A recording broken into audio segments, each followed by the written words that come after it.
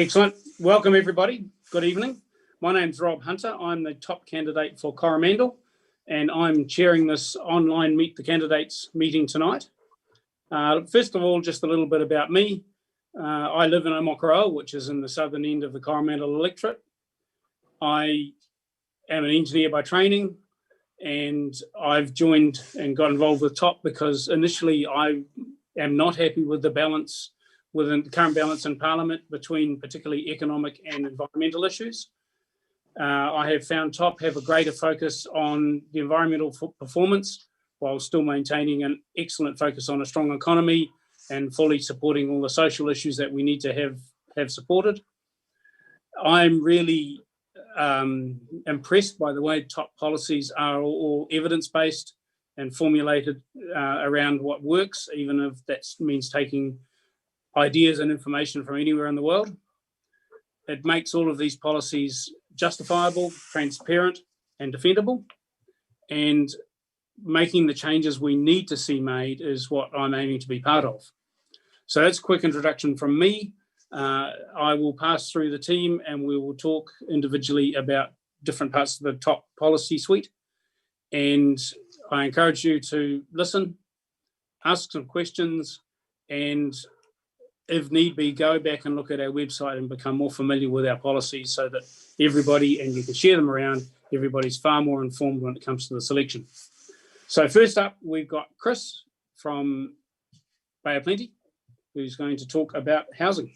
Your turn, Chris. Hi, I'm Chris Jenkins. I'm standing for TOP as the candidate for Bay of Plenty, which is the suburbs around the edge of Tauranga City, primarily. I'm a dad to 3 beautiful daughters who bring great joy to my life and have focused me very heavily on the future and what they will need to get by in the next 10 to 20 years as they start making their own way in life. In my day job, I'm a data manager at a large local company, focused on providing evidence to support the decisions we make as a business. I'm passionate about shining light into what my business does. What's happening? Why is it happening? What would happen if we did something different? These 2 passions aligned perfectly when I came across TOP just before the last election.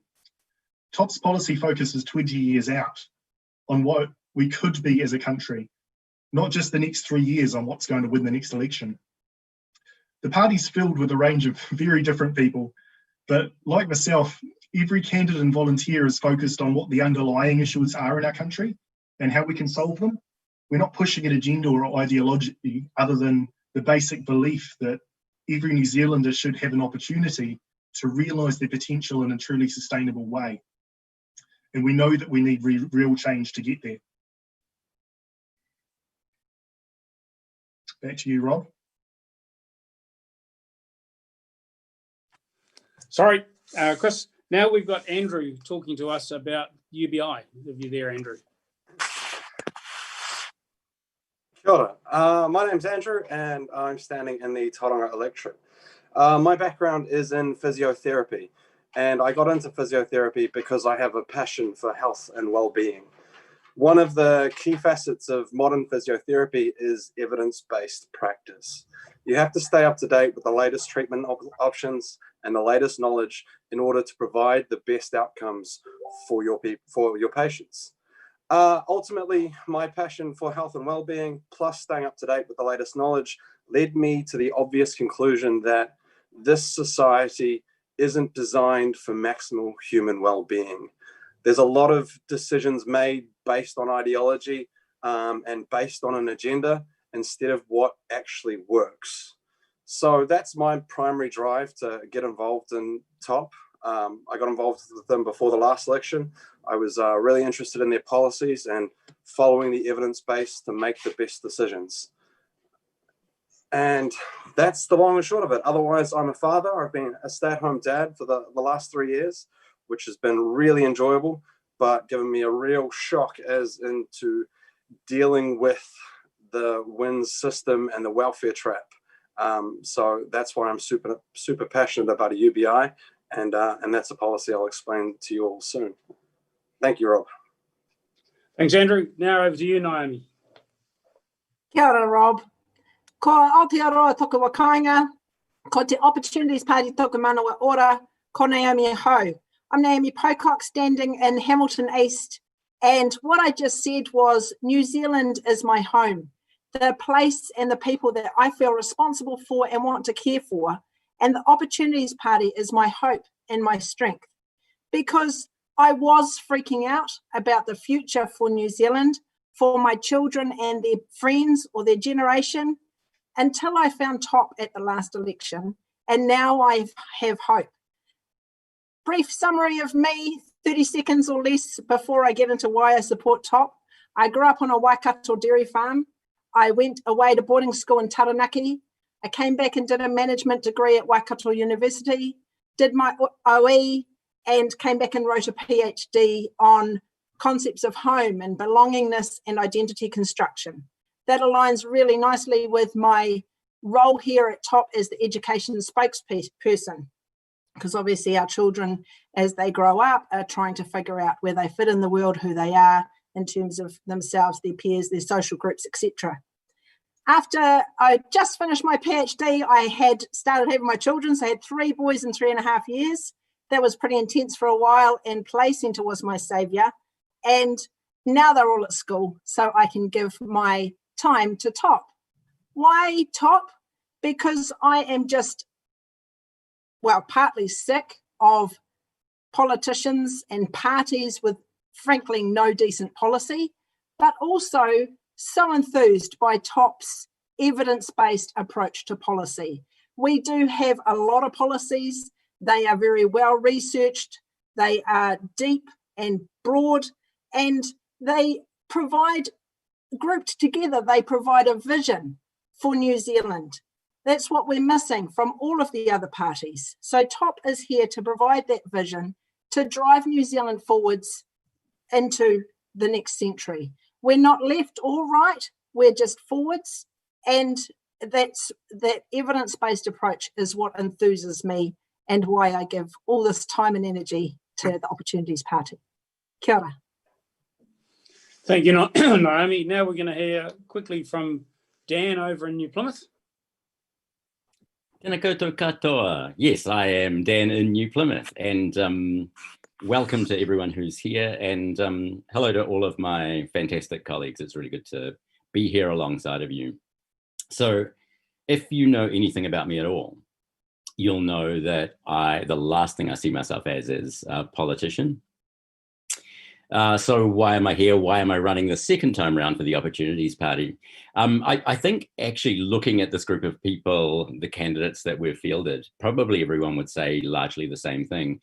We don't see ourselves as politicians. We see ourselves as caring Kiwis who are just a little despairing of the way that Aotearoa New Zealand is heading in a number of areas.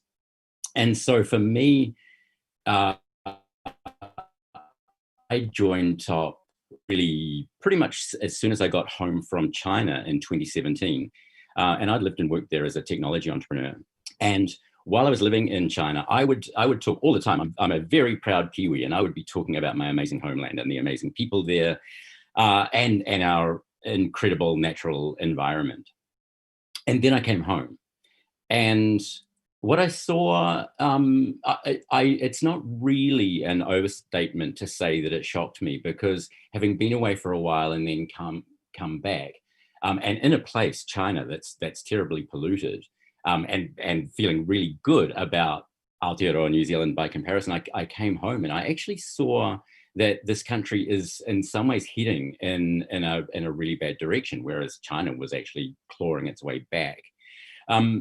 So along with environmental degradation that I saw, and the fact that over 4,000 of our endemic species are on the threatened or endangered list, I came back to the most unaffordable housing in the world. And with that, some statistics that I just do not relate to as a Kiwi around childhood poverty, around mental health and suicide, around our incarceration rates. Also, as a businessman, I found an environment that was actually far more hostile to small business and startup and innovation than China was. So there is a saying that not everything you face up to can be changed, but nothing can be changed unless you face up to it. So, back in 2017, I faced up to the fact that the policies of successive governments had not taken Aotearoa New Zealand in a direction that I could agree with. I faced up to the fact that if I want to see the Aotearoa New Zealand that I talked about to my Chinese colleagues, that serious change needs to be enacted. And I also faced up to the fact that I could no longer sit on the sidelines. So I joined the Opportunities Party. I think probably if you're here, you have some similar concerns to those that I and my colleagues have. So welcome, and I look forward to the opportunity to talk to you about the Opportunities Party and some of our solutions. Thanks, Rob. My pleasure, Dan. And finally, we've got Hayden from Hamilton West. Thank you, Rob. I'm Hayden Cargo and the candidate for Hamilton West. A little bit about myself. I grew up in Hamilton, went to St. John's College up next to the university before doing my accounting degree at the local Polytech whilst working at KPMG. Did that for about 10 years, and then I was lucky enough to get a cricket contract in the UK, so I was able to follow the summers, play cricket back in UK and back here. It really opened my eyes up to a lot of things that we can do better, a lot of things that were like, it is what it is, but it isn't like that around the world, especially housing and infrastructure. But the same as Dan, we're not the leaders that we actually think we are. Got back here, my wife and I struggled to buy an apartment in South Auckland. So we did all the good things kind of supposed to do, buying a first house, apartment, small, we didn't go big. And then we won, this was at the same time that Labour were trying to bring in Kiwi Build. So with us not being able to get on the ladder that easy, no wonder why that failed. So this made me further question what really is the long-term plan from our big political parties. And I think the only party that actually has a long-term plan is TOP. So that is why myself and a lot of us are here. And I think we really need to be looking at the long term, especially with the current situation we have. Got all this money to spend. We need to be thinking 20, 30 years into the future and not just now. So that's a bit about me, and that's why I'm here. Back to you, Rob.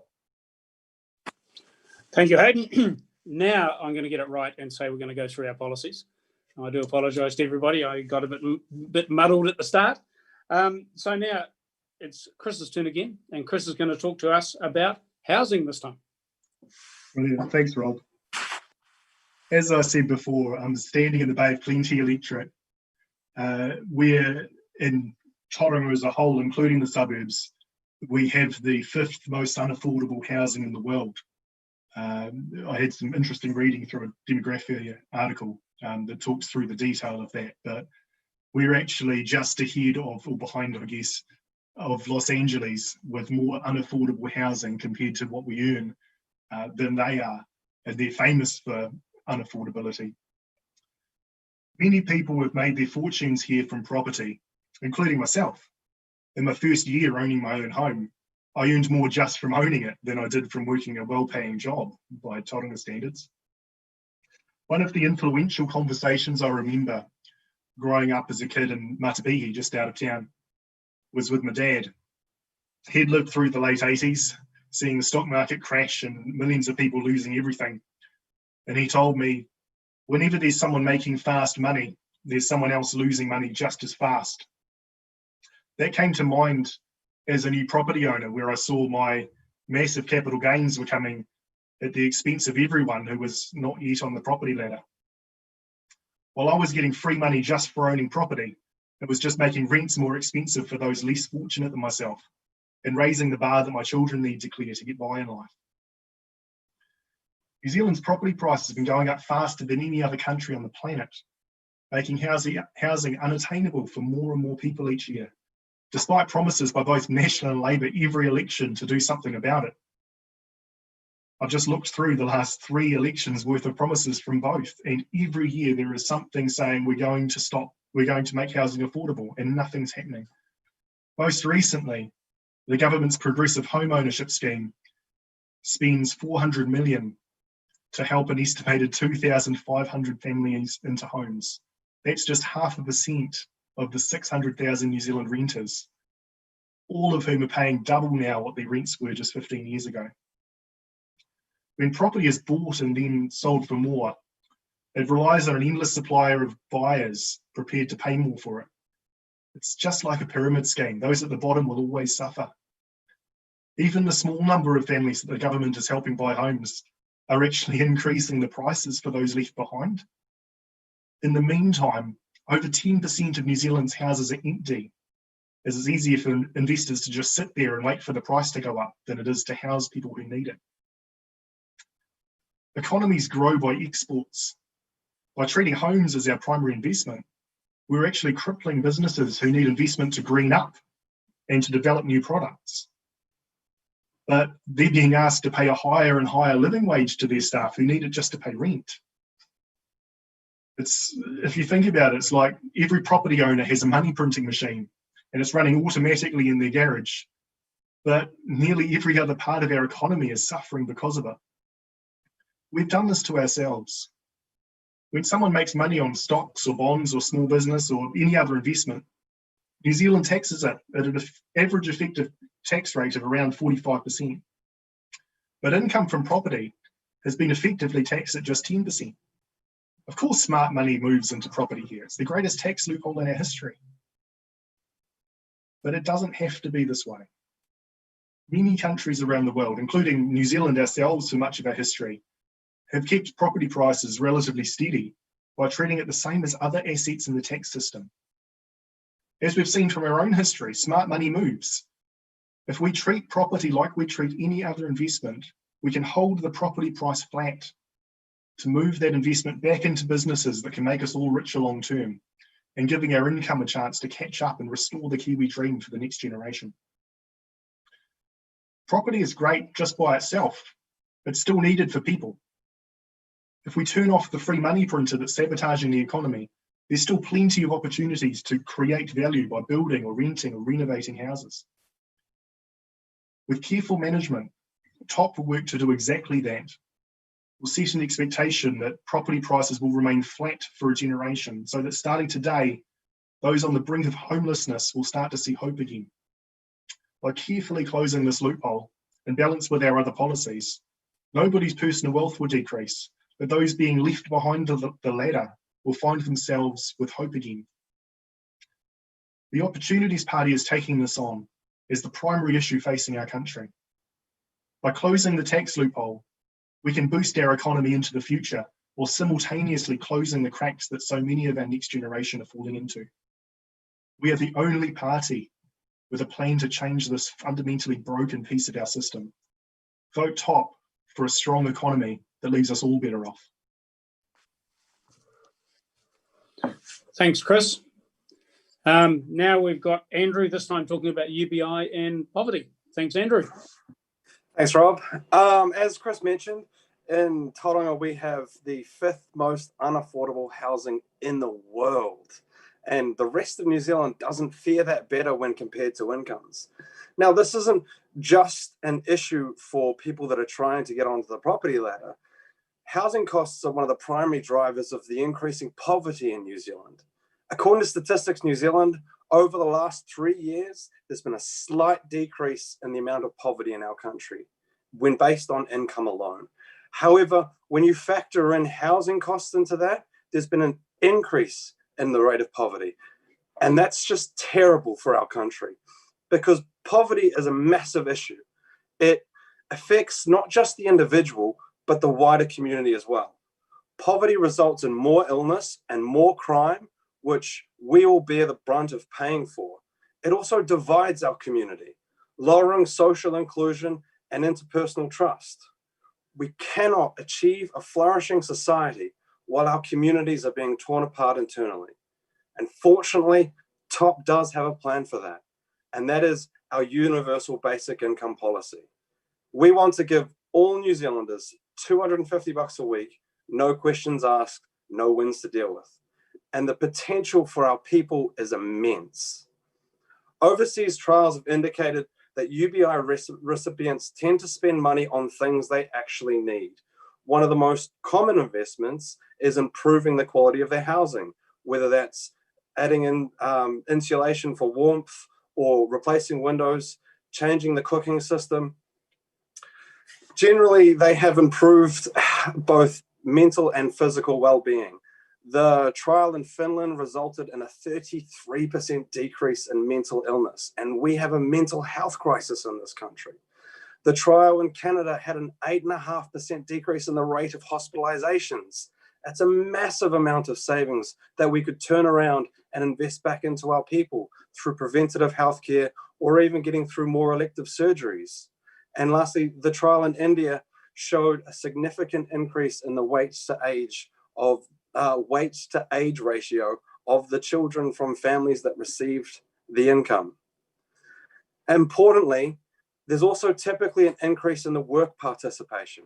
Contrary to the popular belief that giving people free money will make them lazy, trials show that giving them a stable platform to begin from allows them to further themselves without stigma. And across the board, in all three of those trials, there was an increase in the education outcomes. And a higher educated population is a healthier population and a more productive population. And it specifically allows them to avoid the current pitfalls in our system known as the welfare trap. Now, I know about the welfare trap because I experienced it personally. When I attempted to do part-time work while being a stay-at-home dad, I gained a grand total of $100 extra income for 20 hours work. But after paying childcare and work costs, I was worse off for doing that. It was disincentivized by our current system. And so I made the smart choice and I returned to the benefit without a job, leaving me unable to contribute to the wider society in the ways that I would have liked. Our UBI policy removes that trap and makes work pay. Furthermore, anyone on the minimum wage working full-time will automatically be upped to the living wage, giving them benefits of having enough to achieve a comfortable level of well-being without placing the burden on our businesses through relentlessly increasing the minimum wage at a time when many of them are struggling. Putting money into the hands of our people is one of the smartest ways to grow our economy and overcome the looming COVID recession, stimulating growth and creating more jobs for our people to be able to be effective contributors to our society. So, overall, alleviating the mental health crisis, improving health and education outcomes, and growing our economy. All of that is possible with one smart policy, putting our people first. A UBI is what we need, and we'll only get it if we don't leave change to chance this election. Thanks, Rob. Thanks, Andrew. Now we've got Naomi's going to come along here and talk to us about small business. All yours, Naomi. Thanks, Rob, and thanks, Andrew. You're very inspiring to listen to. Yes, I'm going to talk about small business. I didn't say before, I do have a bit of business experience myself. Obviously, I did a management degree. When I was on my OE, I also ran my own small business over in Ireland, and I've been involved in setting up a small business here in Hamilton as well. So from a business perspective, why should you vote for TOP? There are about 500,000 small businesses in New Zealand. They are the backbone of our economy and they need better support. So National tends to listen to big business. Labor has traditionally listened to unions. TOP's the party for small business, and I'm going to tell you why. I'm going to take a sort of a three-phased approach to this brief talk. First, I'm going to touch on housing and UBI because they are such important policies that also impact business, as was mentioned partly already. Then I'm going to talk about some of our broader policies, and I'll talk about our COVID recovery as well. So in terms of the housing, as Chris touched upon, the impact of the tax loophole. So when we don't treat housing and other investments the same in our tax system, it creates a loophole. And that loophole has driven investment into housing over the last 30 or 40 years. Under both National and Labor, neither has made a difference in this space. So that means that all our money going into housing means that we're not investing in other things that are productive, that are creating jobs and exports. So what we want to do is close that loophole. We want to treat housing the same as other investments, and then some of that investment will shift across into your business, into businesses that create jobs and exports. That's better for our economy, it's better for our business people. In terms of the universal basic income, there are a few benefits. Obviously, Andrew's spoken already about lifting the minimum wage over and above the living wage so that that burden no longer sits with business. Business people will also get the UBI, so it's $13,000 a year to spend on keeping your business sustainable, however that looks like to you. We're not going to tell you what to do, but we provide you with that platform in order to make your decisions. Also, more disposable income in the economy means that there will be more money that people can spend on your business. And just going to check my notes. Oh yes, the working thing. So we've spoken about that as well. So it incentivises work. So people at the moment, if you're on the benefit, working more than about 6 hours a week, you're working at about $3 an hour on average. It's just not worth it. So we get rid of that with the UBI. It incentivises part-time work, which helps small business because a lot of you are looking for people to be working part-time, casual, seasonal workers, etc. So it incentivises that. In terms of our broader policies for business, we have a few to talk about. We want to change the competition laws so that big business doesn't dominate the markets and so that they are required to pay you guys on time. We want to do like the UK and Australia have and tax the big multinational corporations like Google, Facebook and Amazon. We want to create a polluter pays system, which Dan's going to talk about in a minute, but it's basically around charging polluters and subsidising good, sustainable business. And we have a whole innovation policy, which is around taking those wonderful ideas that are coming out of our research institutes and investing in the commercialisation of those ideas to go to market, which is a big gap at the moment in what we do. So lots of policy around business from a broader perspective. In terms of COVID recovery, we don't believe in just throwing money at the economy with some wishful thinking and hoping it lands in the right places and does what it needs to do. We believe in looking at where we think New Zealand needs to go and targeting the approach. So we are offering $10,000 grants to businesses who want to become more digitally resource and energy efficient. We want to remove the fringe benefit tax on low emissions vehicles. So at the moment, there's no fringe benefit tax on double cab utes, for example, and the evidence shows that this policy works because the Ford Ranger has been the highest selling vehicle for the last 5 years. So if we remove the fringe benefit tax from low emissions vehicles, that incentivises businesses to buy low emissions vehicles as from a fleet perspective, and then that rolls through to our economy for the general public who tend to buy secondhand. And also we want to remove provisional tax because in this current climate, who can tell what the future holds or what your future profits are going to be? So we just are going to charge small business tax based on their previous year's earnings. So lots for business, lots for small business from the Opportunities Party's perspective. Again, we're the party that listens, we listen to the evidence and we listen to the experts and we want to do what works. In some cases, we look around the world, see what's working well overseas and apply it to the New Zealand context. In other cases, we look at where New Zealand needs to go and apply the evidence-based policy there. So again, leading New Zealand forwards, not left or right, just forwards. Don't leave change to chance. Right top. Kia ora. Thanks, Naomi. Now we're going to have Dan talking to us about climate and environment. All yours, Dan. Thanks, Rob, and thanks, Naomi. I call myself a businessman and an environmentalist.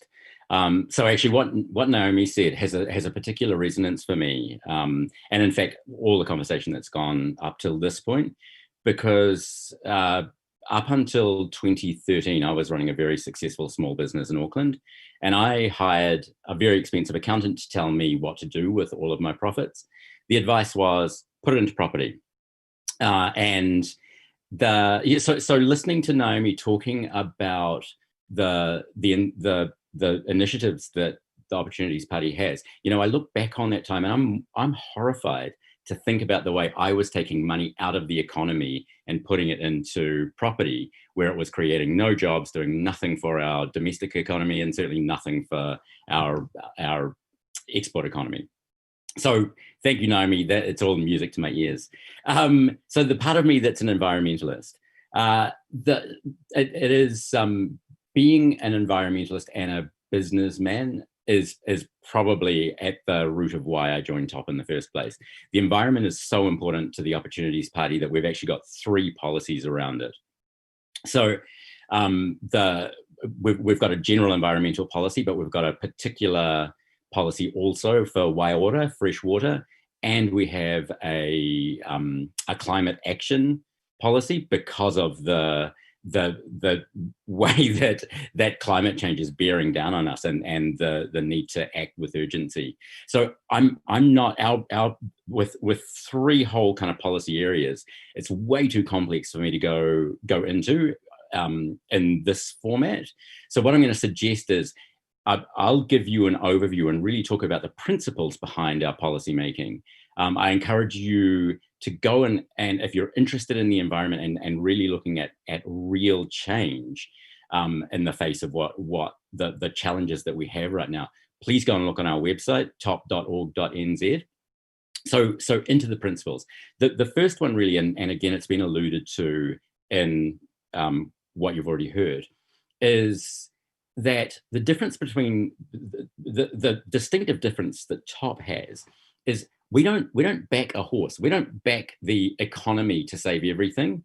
But likewise, we don't back the environment to the extent that we say it's not possible to have a functioning economy to save the environment. And likewise, we recognize that a strong, resilient society is based on having a vibrant economy and a sustainable, well-nurtured environment. So all of our policies are very interlinked.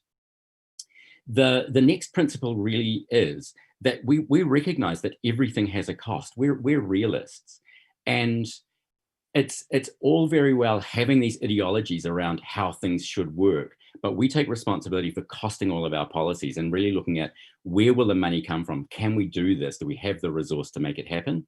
So everything that you see in our policies, environmental and otherwise, actually are assembled by experts looking at what's really going on and then costed by our stupendously brilliant economists to make sure we can actually deliver on them. Our third principle really in terms of the environment is time is of the essence. We really, the science is conclusive. We are facing a crisis with climate, but we're also facing other crises, such as, in terms of biodiversity, as I said, we've got like over 90% of our seabirds are endangered or threatened. Our sort of best category is native plants, and more than 50% of those are endangered or threatened. So this is not the time to sit back and talk or wail about it. It's actually time to take action. But the thing is that pushing us over a cliff can also be costly. So, for example, I am in Taranaki. Obviously it's the home of oil and gas in New Zealand, and I was lucky enough actually to work on the Just Transitions project for Taranaki's roadmap to a carbon-free 2050. And while I empathise with the government's decision to end oil and gas exploration, the fact that they're doing it without a plan B, actually, like right now, the way things are going, it's going to cost us more in terms of emissions than doing a sensible expert transition by listening to the experts and really working sensibly on a way out of this problem.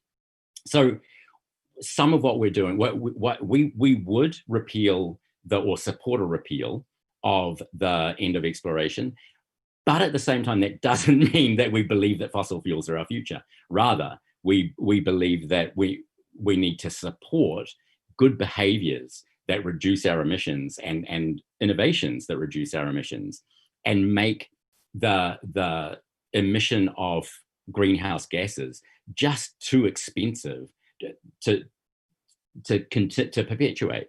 And that's by actually making users pay the real cost of pollution. And likewise, we have a general philosophy around polluters pay. So if you are emitting carbon, if you are polluting our waterways, you will actually pay. And so what we'll be doing is resourcing local governments to set benchmarks and monitor, and then collect funds for bad behavior, and divert those funds into companies and farmers and individuals who are actually performing better than those benchmarks.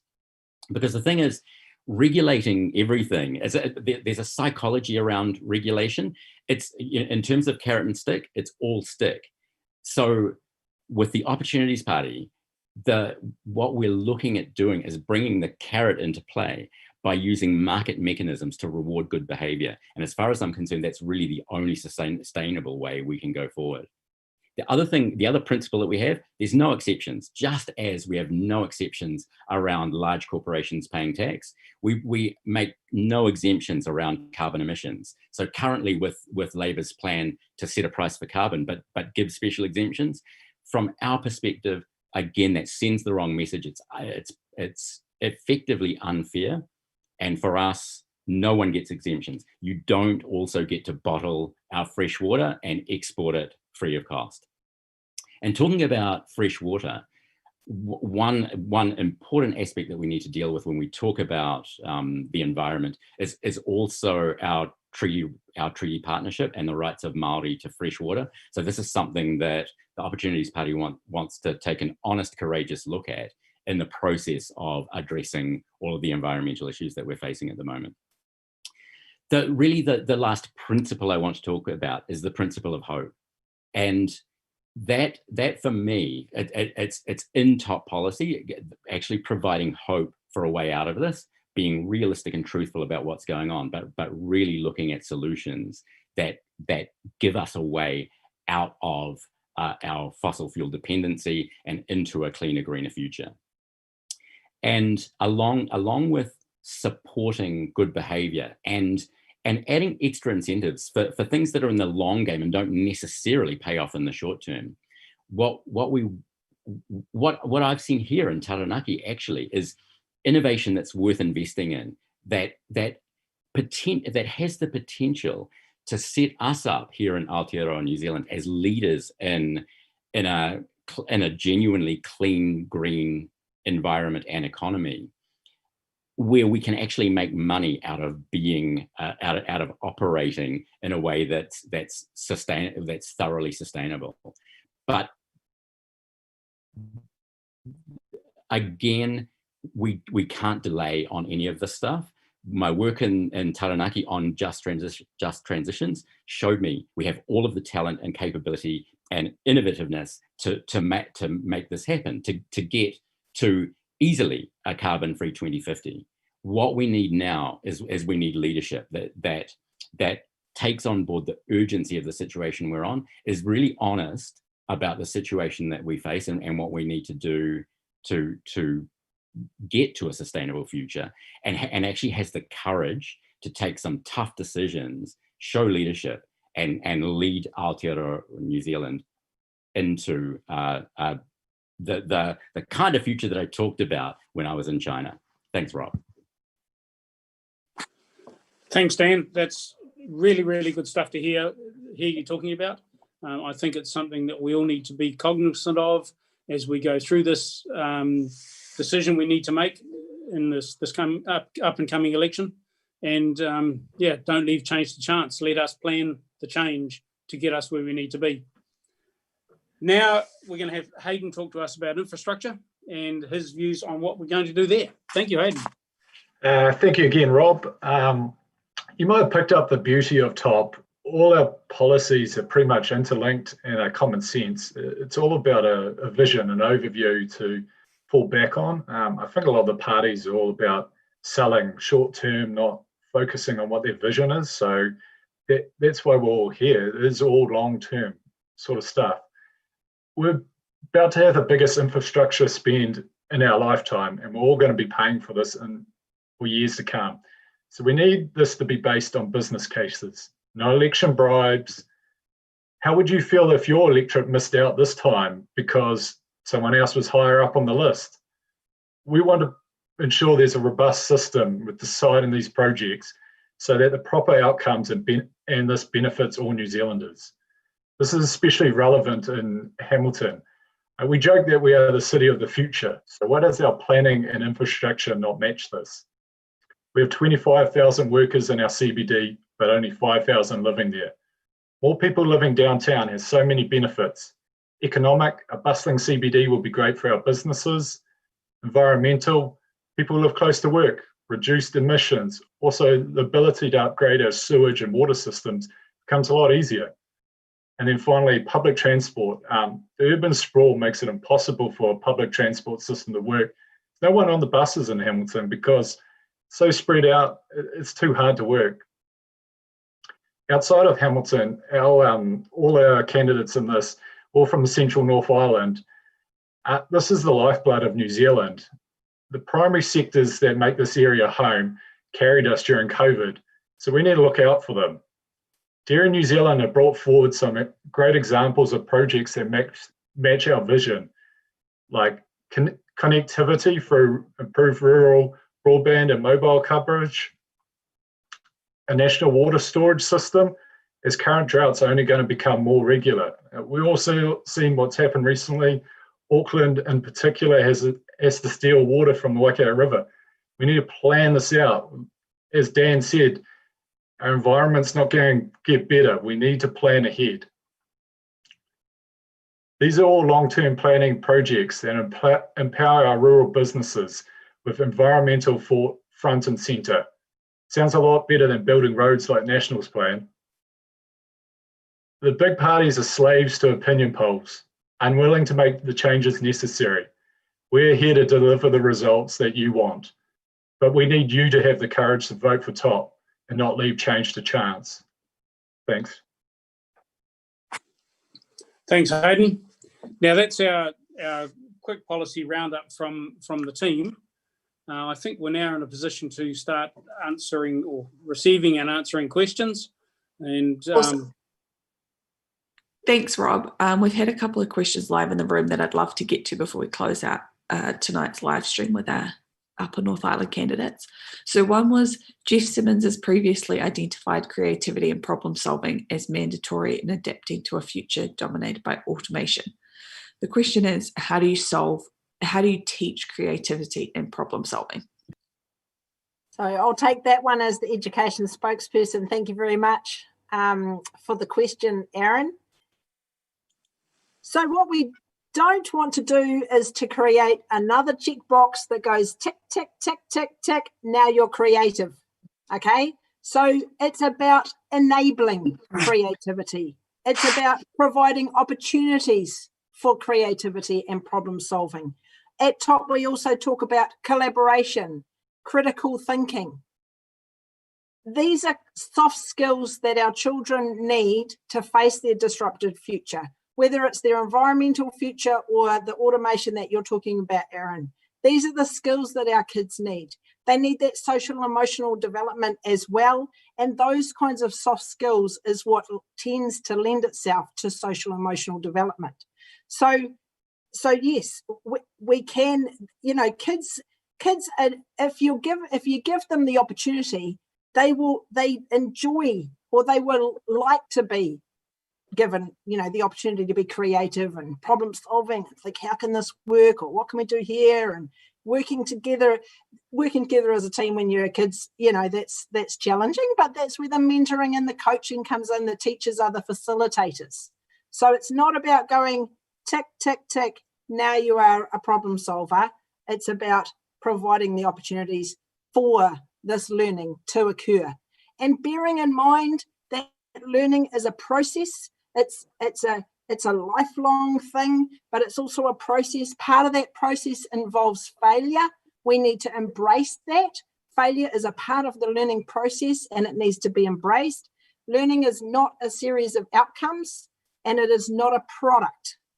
Okay, so we just need to think a bit differently about how we do teaching and learning in our schools, get away from that compliance and assessment culture and more around the pedagogy of teaching and learning is what we're aiming to achieve there.